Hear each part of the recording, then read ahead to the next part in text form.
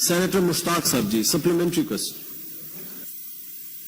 15% بڑھتی ہے تو مارکیٹ میں 30% بڑھتی ہے، وہ تو کنٹرول میں نہیں ہے. لیکن میرا سوال یہ ہے کہ ڈریپ کے جو چیئرمین تھے یا اس کے جو سربراہ تھے اس کی ڈگری کے بارے میں، اور یہ تھا کہ نیب میں ایک دفعہ ان کی دستاویزات میں پیش ہوا تھا کہ وہ فوت ہو چکے ہیں لیکن وہ زندہ ہیں اور وہ ایک ادارے کی سربراہی کر رہے ہیں.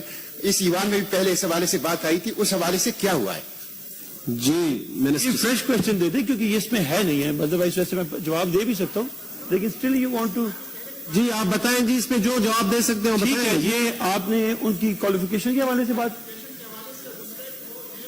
میں فوت ثابت ہو چکے ہیں لیکن وہ زندہ ہیں. جی تشریف رکھیں گے سینیٹر صاحب. ایسا نہیں ہے، تھوڑی کلیئرٹی آ جانی چاہیے.